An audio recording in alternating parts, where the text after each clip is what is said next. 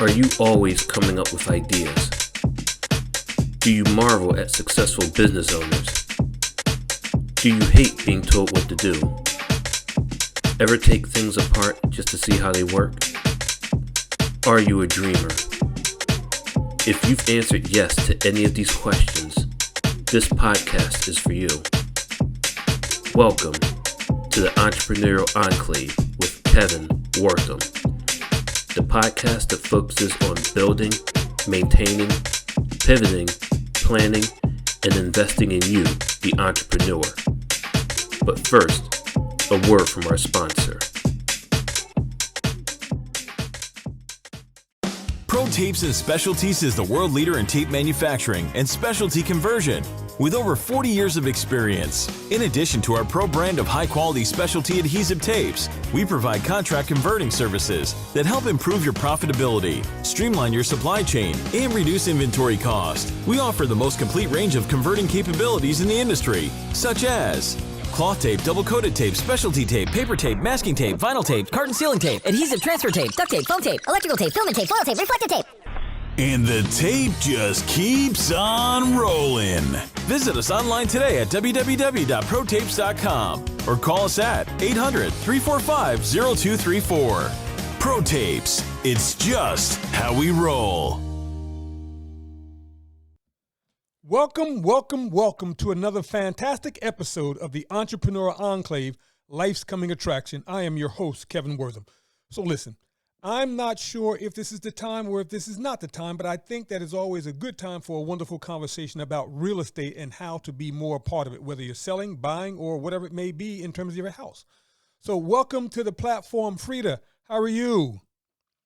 Thank you. Thank you so much for having me. I'm doing well today. Thank you. Absolutely. So I'm hoping that was a good introduction because I'm well, not me, but just everyone seems to be concerned about the stock market, banking, and is this a good time or is this not a good time to be buying a house? And so what a wonderful time to at least have an expert on the platform.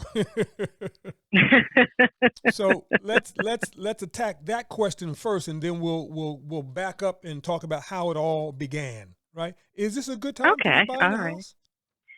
You know what? It's so funny that you asked that because I get asked that question all the time. Yes. And my answer is, if you can afford to purchase now, yes, you should. Gotcha. Reason being is values continue to increase.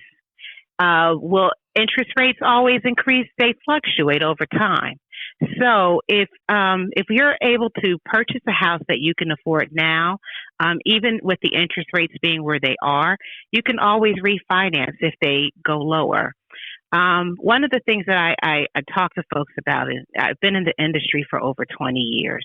And when I first started, there were houses, move-in condition, houses in the city of Trenton, for example, that you can get for about $60,000, $70,000, $80,000. Yes. Those values today will help you get into a property that may require work, but they're not necessarily move-in condition properties. So again, the values will continue to increase. And as long as you're able to afford the home, I think that being able to move forward, you should definitely do that. Okay, great. Okay, so let's start from the beginning. How did we get involved, or how did you get involved with real estate? Well, very interesting. I was actually working on Wall Street for a number of years. And my husband and I, we had 2 children at the time. We were living in Brooklyn. And we decided it was time to move back to this area so that we could have family support and just have an area for our kids to grow up in. And so immediately after we moved back to the area, 9/11 happened. Wow. And you're right. So something, I believe it was God, spoke to my spirit and said, get your real estate license. Okay. I never considered real estate ever. But I went ahead, got my license, and 6 months later, I was downsized from my position on Wall Street, and Wow. I just jumped into real estate full time. And I've never looked back. So I got my license in 2002. Yes. And have been helping people with buying and selling homes since then. So let me stop you and ask this question. So when you were looking to get your real estate license, right? Were there a lot of women? Were there a lot of women of color in that industry, in that space, that you could? Not at the time. Not at that time. So there was no one that Not at that time. that you could say, could you serve as my mentor? Can you give me the ins and outs of this industry? Well, so it's not to say that they didn't exist, Yes. but they were far and few between. Understood. And so the way the industry was back then is, it was folks' livelihood. It was their full-time position. Yes. So being able to just freely give information was not necessarily easy for some folks to do. But I learned, I observed, and I carved out a niche for myself, because one thing that really didn't exist were people that were my age. I was still in my 20s when I got my real estate license. Got you. So there were few people in my age range who were selling homes on a full-time basis and talking to their peers in their community about preparing for home ownership. So that was one way that I carved out my niche in this industry, and continued to grow over the years. Interesting. Wow. So now, since you've been in the industry, and you did say over 20 years, I want to first say congratulations, man. That's a blessing. That's a major feat. Do you It is. see? Thank you very much. Do you see the number of women, particularly the number of women of color, increasing in this space, in this industry now?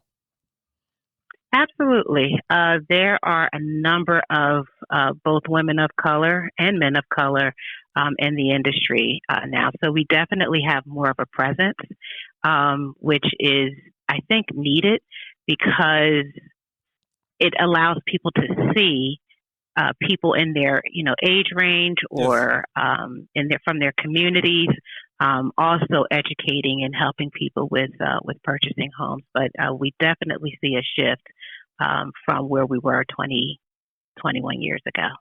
Now, in the beginning, what were some of the, well, I guess, opening up your shop, what was the process that you had to go through in order to open up your own firm? So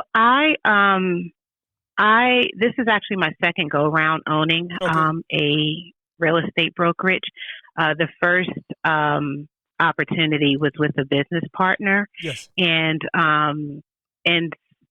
over the years, we just decided to part ways, and then I opened the current company on my own. Yes. But the process was pretty much the same. Being able to have your broker's license from the state of New Jersey is a requirement, and then finding a place to have a brick and mortar building and opening up shop.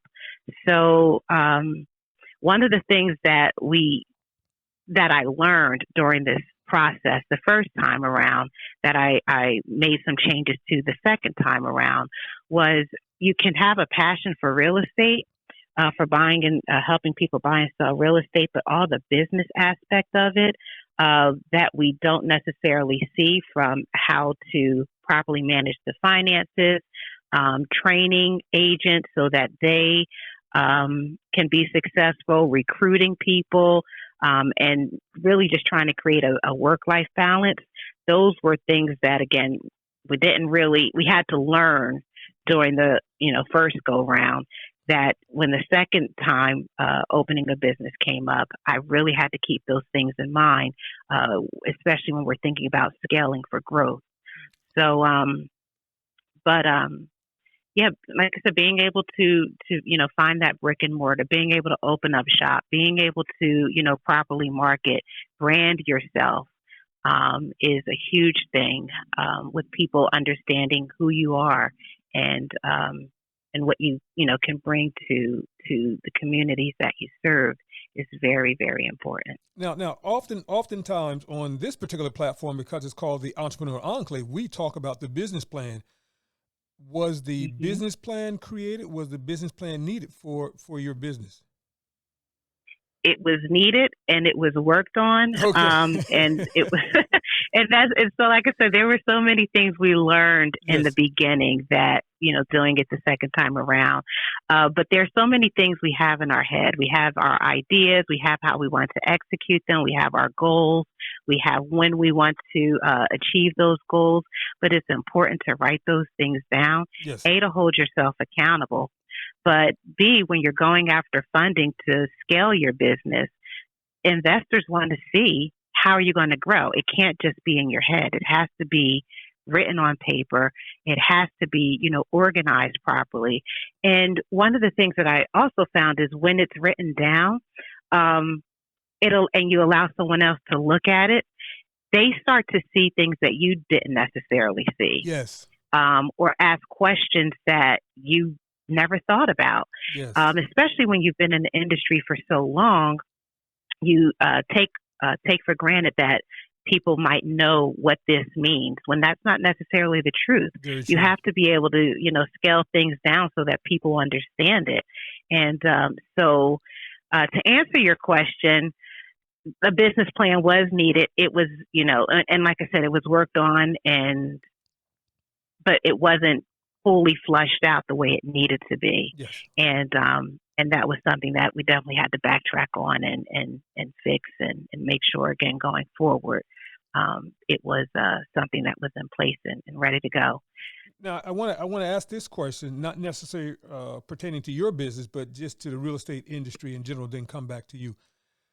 Oftentimes, I'm watching TV, and you see now that there's a 1-800 number where I have no idea where this person may be, but they can sell you a house anywhere in the country. How does that work? Because when I was coming along, if someone was looking for a business or a house to buy, you went to your local real estate agent, who had a brick and mortar. But now, it's on TV that you can be in New Jersey and buy a house in California, but you're dealing through this 1-800 number. How does that work? How did the industry evolve to that?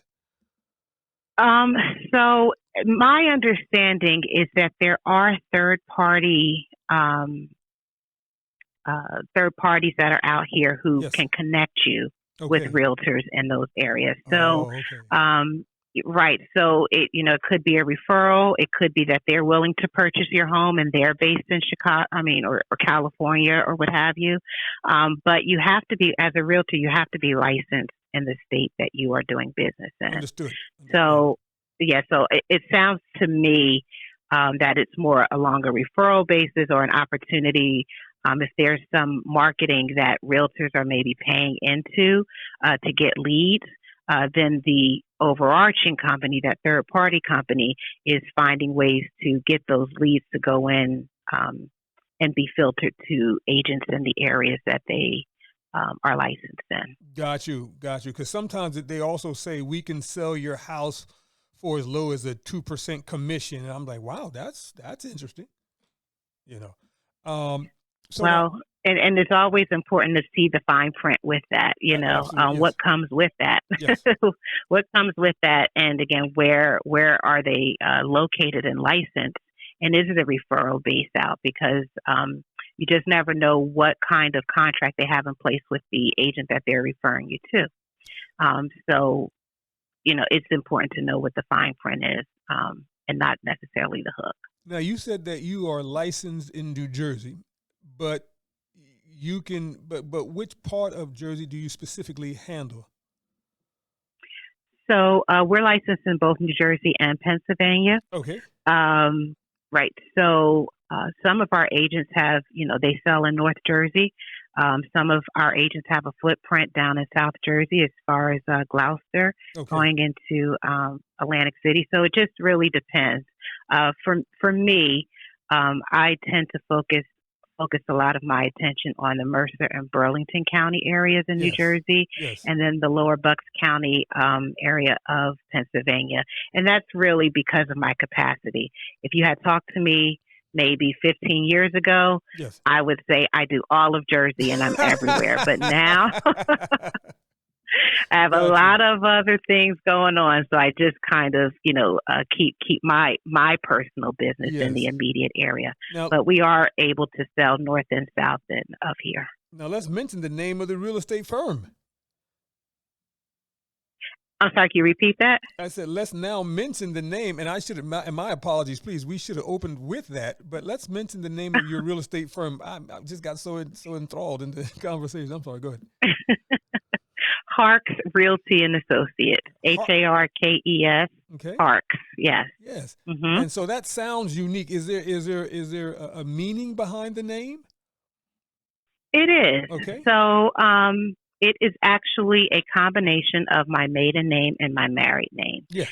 So as I mentioned, this is my second go round owning a real estate brokerage. Yes. And I decided when I opened this one that I wanted something unique to me. Okay. And so as I was tossing around names, my husband said, well, just name it Fareeda Stokes Realty. And I said, that would be nice, but I still have to give, homage to my parents and my siblings who have supported me through the years. Yes. So Yes. my maiden name is Harmon, and my married name is Stokes. And so I just combined the two names to again have it be unique to who I am. No, I love it. I love it. Now, because you are in two states, New Jersey and Pennsylvania, have you ever thought about reaching out and doing collaborations with other real estate firms or purchasing other real estate firms? That's something that's down the line. I have had some approach me. Yes. And I am looking at opportunities to approach others. Okay. So all of that would be something picked that's up, in the works. and all of that would have been picked up in the business plan as as possible opportunities in terms of your goals. Yes. Awesome. Yes. So we're at this. I mean, it's not one of the immediate goals. Yes. We're actually working on some other things related to the company. So I do have my real estate pre-licensure instructor's license. So we're looking to open a school for the folks who are looking to get their real estate license. And we'll be expanding that to continuing education. The other thing is we have a property management arm. We are looking to expand that as well. So we have some other things that are in the works that are a little bit more immediate. Yes.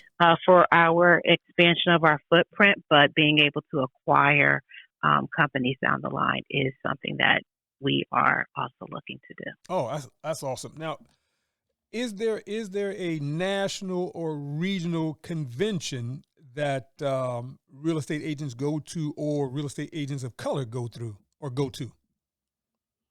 Yes, there is. So if you are a realtor, there's the National Association of Realtors. They have a convention every year. It's typically in Chicago, I believe it is. Okay. But locally in Atlantic City, we have what's called Triple Play. And that's sponsored by our New Jersey Association of Realtors. And that gives us an opportunity to go yearly and speak and get our continuing education credits, as well as meet vendors and network with other industries related to real estate. So whether it's a mortgage company or a title company hosting an event, it's an opportunity to go and, like I said, network with them as well. So that's done yearly. For African American real estate agents, there is an organization called National Association of Real Estate Brokers. NAREB is the acronym, and that's an opportunity for people of color or real estate agents of color to be a part of that trade organization as well. Love it. So now, I guess my next questions or next series of questions would be, what are some of the regrets that you've had in this industry or with your business? Some of the regrets. Some of the regrets. See, it's hard for me to look at things as regrets. I see them as learning opportunities. Okay, fair enough. Yeah, okay. Because there you walk into something thinking that thinking the best, and it may not work out that way, Yes. which is fine. Yes. But it doesn't mean that it was a failure or is something that you wish you didn't do. It's just, okay, now how can we approach this differently? Yes. How can I do something differently to get a different result? So, so I can't say I have any regrets. Okay. if I had to learn anything differently, I've been starting to implement those things. Okay. So, Yeah. uh, Gotcha. when it comes to, recruiting, for example, at one point I was just like, oh, you want to come and join us? Come on. Yes. And I really wasn't vetting people properly, asking the right questions, finding out their true motivations Yes. on, why they wanted to get into real estate. So I shifted that. And so it's important for us to protect our brand and making sure that we have folks who are on board, who are committed to the work of real estate. So again, do I regret hiring anyone? Absolutely not. But did I shift how I'm hiring people? Absolutely. Yes. So, but it was just a learning Yes. experience. Now, Mm-hmm. and so along that line, any challenges that you've had within your business and within the industry? A few. Okay. Maintaining a work-life balance. Okay. When you are a small business owner, and when I say small business owner, I'm saying you have people who are reporting into you, and you're still, producing or in the field of what you're doing. Having that balance to show up for your people, Yes. whether it be your client or your employees, it can, be a strain, but it's important to, still create that work life balance for yourself. Yes. The other thing is, it's funny because I was actually thinking of something the other day about how I get a lot of people who say that they are proud of what I'm doing in the community, um, but we get shifts sometimes with people not necessarily wanting to put their talents with the place that they're proud of. Yes. you Yes. know, and putting their talents here or using our services for selling their homes or buying their homes. That's been something that I had to grapple with over the years. But even with that, I had to just start saying to myself, maybe something isn't a fitting. You're just being protected from that. So, but that's something that I've struggled with. Having folks buy into what we're doing and not just providing the lip service of being proud of what we're doing, but wanting to be a part of it and placing their talents here. And as I said, being able to use our services Understood. for their real estate needs. Now, I just recently, I think about maybe 7-10 days ago, I'm watching MSNBC News, right? And they were talking about commercial redlining in I think it was Memphis, Tennessee. Mm-hmm. And so I had to itch my head or scratch my head because I'm saying, man, this is 2023. Are we still doing that? And so that's my next question. When you are working with a potential client, whether it be a buyer or a seller, are there things within the industry that may indicate that if this person were to buy its house because of its location, he or she is going to have a challenge trying to get it financed? We haven't had that experience, not in our area Yes. that I'm aware of. Okay. One of the things that if we do experience that, like say for example, we work with a seller who makes some indications that that they don't want to work with someone who's part of the protected class, for example. Yes. We don't work with those people. Okay. And it's far and few between, but we just don't do that. But when it comes to financing, I have not had that experience with any of our clients in terms of being able to. Let me stop you for a second because an area. I think I'm pretty smart, but help me out when you said protective class. So fair housing is very important Yes. in real estate. So when we talk about protected classes, whether race, family status, gender, Got you. sexual orientation, things of that nature. And even people who receive government assistance for, if they're looking for a rental, if they receive Section 8, they are covered as well. Yes. And so, it's important for us as realtors to make sure that everyone that we're working with is treated fairly. Understood. And, Got you. Yes. Okay. and yeah, so. Okay. Wow. Okay. Cool. Okay. I'm learning. I learn something every podcast. Thank you. But as you were saying, continuing about the redlining, and you haven't seen that here.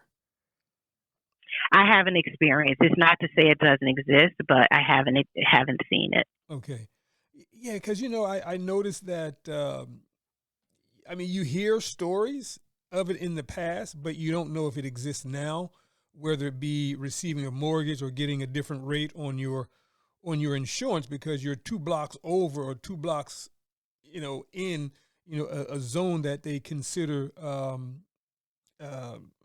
guess, not something that they want to be a part of. So they make the rates higher, or they say we don't issue insurance in that area. Right. Well, so when you mentioned insurance, it just made me think of a fight that the African American Chamber of Commerce, New Jersey, is actually undertaking now about how people are experiencing issues when it comes to insurance, whether it's based on their credit, location, things of that nature. So, and when you asked me a question originally, I was just thinking really around like mortgages Yes. and, financing. But from an insurance standpoint, that's actually something that the Commerce is taking up with the state, and having more fair laws related to how people get insurance in this Yes. area. Yeah. And, and here we go again. I've got to scratch my head again. It's amazing that we are still having this conversation. This is 2023. Wow. And I know. some of these issues, they were raised back in the late 60s, and we are still fighting the same fight. I'm like, wow, when does this end? But I'm sorry, I digress. When does it end?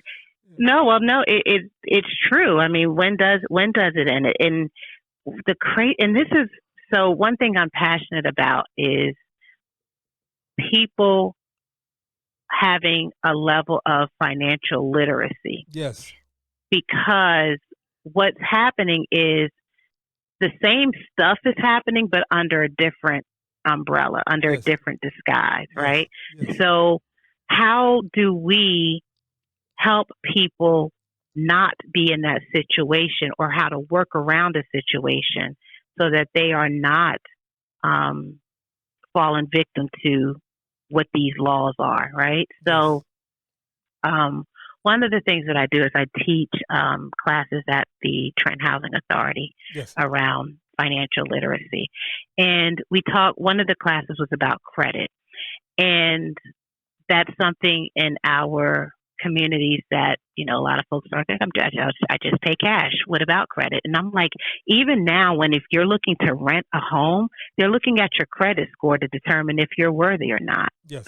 And even though you think you may not need certain things now, you have to understand how it works and have it so that when it's time for you to use it, it's working in your favor and you have options. Yes. And not being at the whim of what folks are telling you have to do because you don't fall into this box of what they say you need to have, or not have to get a better rate or what have you. So I think having financial literacy and an understanding and just starting to have conversations on what needs to happen to prepare you should you need it is a lot better than scrambling and saying, I can't do this and I can't find this, or I can't partake in this because I don't have this. Yes. No one ever talked to me about this. So, that it's very important to me that that folks get some understanding of what's going on out here so that under these different disguises, we can, go through the back door if we need to, or learn how to kick in the front door because we're informed and knowledgeable about what's going on. Or blow up the whole house and just start all over. And start all over. Because that seems to be the best solution. Because man, we keep doing things right, but then every time we seem to get one foot ahead, they come up with this new policy, this new plan, this new way of doing it. Like you're changing the game. Like wow, okay, but I got it. So now, do you do so outside of you doing the workshops in terms of financial literacy at the Housing Authority? Do you do anything that's like an open format, like just for anyone in the city of Trenton? We do. So we're actually hosting a seminar coming up the end of April, on April 27th. Yes. About protecting your assets. So we look and see what are some of the things that are plaguing our community: financial literacy, working hard to achieve something, and then it's not protected properly should someone pass away. How to get into investment properties. So we're looking at these different things that folks in our community want to know how to do, and showing them how. So the first step in that, as I mentioned, was a seminar we have coming up April 27th, protecting your assets. We'll be talking about wills, trusts, powers of attorney, yes. So that there is protection. We'll be having an upcoming seminar on getting into investment properties, how to prepare for that, what to prepare for, how does financing work. I'm in the talks with someone about Medicare and Medicaid, yes. and how to protect assets when it comes to having to go into like long-term care. Yes. How to protect yourself from that. So we talk about generational wealth, but we need to now start talking about how do we do these things to create the generational wealth that we hear so often, that the term so often. How do we do it? How do we go about doing it? Now, one other thing I'd like for you guys to talk about would be investment clubs. Where multiple people would come together and start looking at purchasing blocks of houses. Things of that nature. Mm-hmm. I'd be interested in seeing you guys do something like that. Yeah. Yeah, and I was actually talking to one of my realtors about that. Yes. How we have this look. I actually belong to an investment club. We're called Black Females Investing in Real Estate. BFIRE is our acronym. But Stop. What? This is so amazing because I think I met a young lady this past Saturday at the Conservatory Mansion. At the Conservatory, Yeah, and I think the group she was with BFIRE something like that. Same name you just mentioned. We're all in the same group. Oh, fantastic. Yep. Oh my God. So what we're gonna do? What we're gonna do is we're gonna put this we're gonna cut this episode in half, right? So okay. Seriously, I want you and I forgot the young lady's name that spoke. I'd like for you guys to come back on and speak specifically about that, but I want to dedicate this time to you speaking specifically about your business, because I want to give you the fair opportunity to talk everything about your business. Fair enough? Okay. Fair enough. I'm just so excited, but I want you to know that I was at that event and I was so excited. And even though it was supposed to be for all women, there were 2 men there. Because again, this is the Entrepreneur Enclave, and so what I want to do, whenever possible, I want to support entrepreneurs and those folks who are looking to be entrepreneurs, those folks who are self-employed and moving around in that space. I want to support, right? And so I took some pictures, I took some video, and I put that on the Entrepreneur Enclave page on Facebook. Wow. Okay, I'm sorry. Okay. I digress. Okay. Yeah. Let's get back to you. Woo-hoo. Okay, this is fantastic. So that's coming up April when again? April 27th, from 6 to 8 p.m. at Hollowbrook Community Center. Yes. And that's going to be for all of Mercer County, for people in Mercer County. All of Mercer County. Excellent. Yep. Whoever wants to come out and learn. Yep. So if they go to our website, www.harkes.realty.com, they can register. Or if they are on social media, such as Facebook or Instagram, Yes. we do have a QR link where they can register as well. Awesome. Now, and this is free to the public. Free to the public. Yes. Now let me ask. And our guest speakers will be an attorney, Greg Johnson, and we'll also have. Oh, okay, and we'll also have Richard Ransom, who is the founder and CEO of Collegiate Title. Okay. He'll be talking about how to how your deed should be recorded when it comes to protecting your assets. So Excellent. That's our lineup. Excellent. Mm-hmm. And he's also my attorney too, Greg Johnson. Okay. A free shout out to Greg. Okay.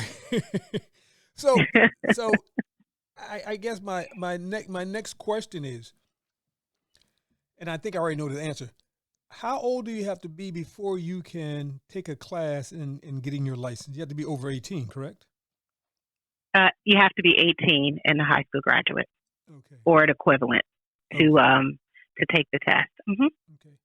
And have you thought about doing like some type of pre-class at the high school level? I have not. I have participated in job fairs. Yes. Where to have folks think about being a real estate agent. Yes. As a career, but in terms of a class per se, no. But I'm open to it. Yeah, no, because I'm just thinking, right, that we've got some systems in place, and sometimes those systems have to be disrupted, and we've got to look at them from another angle. And I remember when we were in high school, you took driver's ed as part of another way to get your driver's permit earlier. Right. Yeah. So I'm thinking if you could do something like that, sometimes by the sheer introduction of an industry or opportunity within an industry, you are opening the minds to other possibilities. And so beyond just career day, I'm just saying you come in and maybe you do a seminar, maybe a 3-week seminar for someone who's really interested in real estate and the many facets of real estate. And you might say, listen, when you turn 18, this could be for you, or after graduation, this could be immediately available for you. So now a kid is saying, you know what? I was thinking I wanted to go to college, but maybe I can push that off for a second, or now I can go to college for a different reason. I can major in this because I heard this wonderful woman talk about this opportunity. I don't know. I'm just thinking that the more opportunities and the more options that we give our young folks, the more hope we create for really turning around our communities. That's all. That's all. Well, I am definitely, if anyone is listening to this, Yes. and we can explore that further. Yes. I am open to it. I hear you loud and clear. Yes. And like you said, it's funny because real estate, when I was in high school and college, it was not even on my radar. Yes. To be a realtor. And like I said, I believe it was spoken to my spirit to get into this industry to help people understand how to use real estate as a cornerstone for generational wealth. Yes. But I wonder, if it had been exposed to me at an earlier age, would I have, what possibilities would I have had? And being able, like you said, to see the many facets of it. I mean, you could be a realtor, you can be an investor, someone who's buying property, but you still need to understand the nuances of what that means. Yes. There are different aspects of it. So I wonder, and, I see a lot of young people today who have that entrepreneurial spirit. Yes. And they have that hustle in them. Yes. And real estate could definitely be one of those things that they have under their belt that could allow them to really soar and prosper in this industry. And think about this. We're always talking about jobs where a student is not even interested in college. We're talking about, HVAC. We're talking about electrical engineering. We're talking about car repair. This could be another one of those opportunities that could be exposed to our young person, because it's just a different trajectory in terms of how they become successful. I don't know. That's true. I don't know. I don't know. We're just thinking out loud, but I'm just thinking about possibilities of how do we disrupt the current system that we are all under. And speaking and speaking of that, right? I'm going to jump on a soapbox real quick. When we start talking about our history, right? Do we talk about it from a standpoint of all of the land and all the real estate that we used to control? Because if nothing else, there's always going to be money in real estate. Yeah, and always. I'm thinking about the Negro Wall Street, all those properties that we owned and we controlled, but someone thought that it wasn't right for us to control it, and they blew it up. I don't know. I was on a little soapbox. I'm sorry. No, you're good. You're good. I mean, those are the conversations, because I think a lot of time too, without knowing the history of where we have come, it makes it hard for people to grasp what's really in their, what's really at their fingertips. Yes. So a lot is with that. I definitely don't think you're on the soapbox at all. Okay. It's just, what can we start to do, as you said, to bring opportunities to the forefront for people so that they understand what options they have and why they're entitled to it. Fareeda, I got one for you. Ready for this one? Put your thinking cap on, right? My thinking cap on, okay. What about international sales? Can your firm do that? So for example, right? Since the pandemic, since George Floyd, everybody is thinking, well, not everybody. Some people are thinking about going back home to the motherland, to Nigeria, Ghana, Liberia.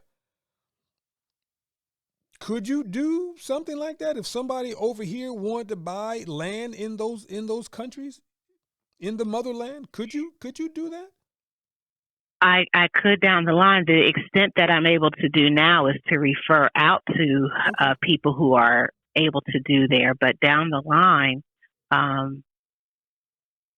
that's something that should definitely be considered.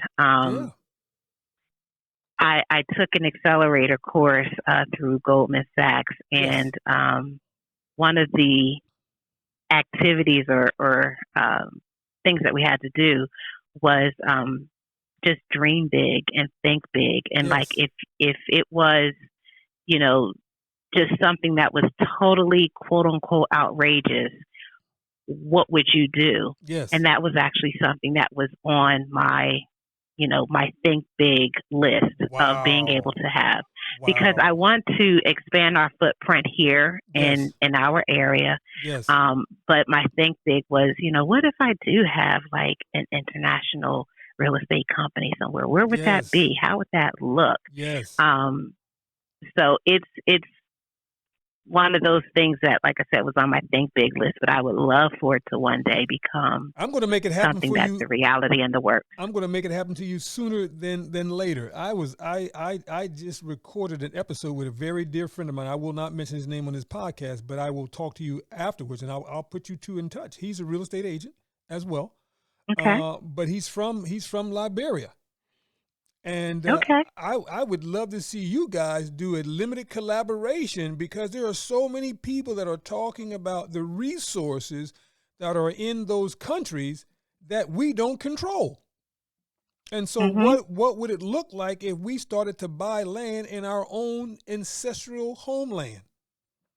What would that look like? So, as opposed to folks going to say, taking a vacation, we could take a vacation to the motherland to see how our investment is going. Because sometimes we are just, we're just taking vacations to be taking vacations, but we're not mixing business with pleasure. We just spent $2,000. Yeah, we got a bunch of cigars and margaritas and a suntan, but what else do we have? Do we go and check on the crops growing? Right. I'm just saying. That's all. And and I've been seeing a lot about more investment in Ghana. Yes. And so, that's been intriguing me as well. So, but Yes. I'd love to, make that connection with your Yes. person who's Absolutely. licensed in Liberia. Yeah. Well, he's not licensed in Liberia. He's licensed here in Jersey. But he.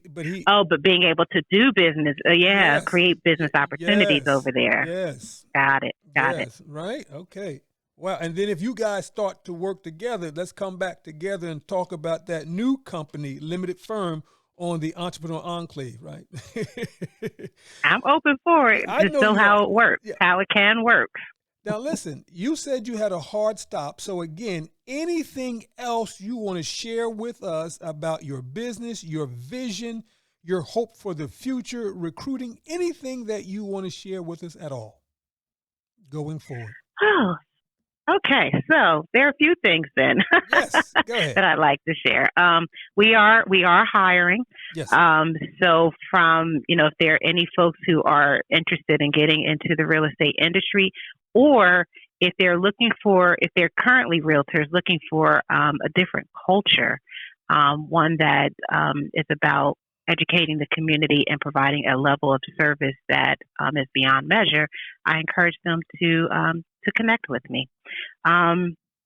I encourage everyone to follow us on our social media sites to stay abreast of the different seminars that we'll be hosting throughout the year, and just being up to date on real estate trends. We are on Facebook, LinkedIn, Instagram. We have a YouTube channel and TikTok, so you can find us on any of those platforms. Also looking for, opportunities to get in front of organizations and people who want to not only learn about being first-time home buyers, but other aspects of real estate. If they have, some folks may own a home and don't know how to bridge the gap between selling their current home and moving to a different one. We can assist with that. As I mentioned, we're talking about protecting assets and doing investment opportunities. So if there are any collaboration opportunities that are out there, we are there for it. And I just say, give me a call and we can work out the details. But we're definitely looking to expand our footprint in the areas that we serve. And part of that is being able to collaborate and be in front of people who could use the services that we provide. Excellent. So now when you email me your bio and your headshot, please include all those links as well, right? I definitely will. Fareeda, anything else? I want you to be totally exhausted, because when people hear this interview, they say, Fareeda, that was fantastic. We know everything about you and the real estate firm. Have you totally told us everything? Yes. Well, I haven't told everything yet because we have some things in the works, but Okay. once we have some things that have been finalized, Yes. I will make sure that and I'll make sure that our community knows as well. But we do have some things that are in the works that are really exciting, just plugging away just to be the best that we can be. So, and I love I'm it. excited about what's in store. Now, I had one question, and it totally slipped my mind, because I just thought it was obvious, but now it's coming back, right? So with the time we have left, right, the imagery and the legacy that you want to leave behind as a woman of color, African-American woman, what is that? The imagery and legacy that you want to leave behind. What is that? The imagery and legacy I want to leave behind. That's a good question. So this past weekend, I was honored with an Icon Award, and it was an honor for me to receive that. Yes. Because the impact that I want to have and that I want to be known for is that I've helped people get from point A to point Z. Yes. And even if they didn't think that they could do it, they did, because I provided something that helped them do that. Yes. Whether that was a helping hand, whether that was, knowledge about something to allow them to make an informed decision or to see the bigger picture, whether that be connecting them with someone to help them achieve what their goal is. So for me, it's not just about real estate itself. Yes. I think real estate is an avenue and a tool to do that, but I want to be known to have been that businesswoman to help someone get to a different level of thinking or how they're running their business because of something that I was able to provide them. Love it. Love it. Fareeda. But when it comes to real estate too, I'm glad that I've helped hundreds of people, whether Yes. they're families or investors, do something that they didn't think they could do. I think of some clients that I've had whose credit was horrible, Yes. and but they did the work that needed to be done, and they were at the closing table with tears of joy in their eyes. Awesome. That does something to me. As I mentioned, when I'm, teaching over at the Housing Authority, to, work with a lot of the young ladies who are part of the program who have said, people never talk about this with me. Yes. And I see a change in their eyes on how, they can do something different, and they are doing something different, and they're holding themselves accountable in a different way Yes. because, they've identified goals, and now they know how to take it from in their mind to making it something tangible and willing to do the work and take the steps to get there. That means something to me. When I have agents who are here in my office who've come to us from other agencies and didn't think that they could succeed in real estate, and we put a plan together and they're actually working it and succeeding, that means something to me. Yes. So,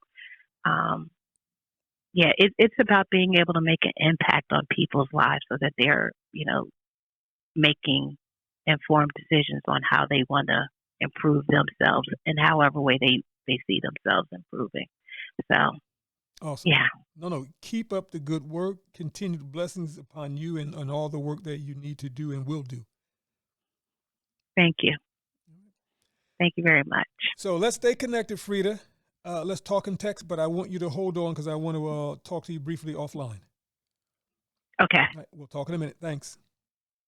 All righty. That concludes another episode of The Entrepreneurial Enclave with Kevin Wortham, the podcast that focuses on building, maintaining, pivoting, planning, and investing in you, the entrepreneur. We hope you found this episode informative and enlightening. If you have any questions or comments about any of our episodes, please call 609-731-9311 or email kevin@minding-our-business.com. We look forward to joining us for our next one. Until next time.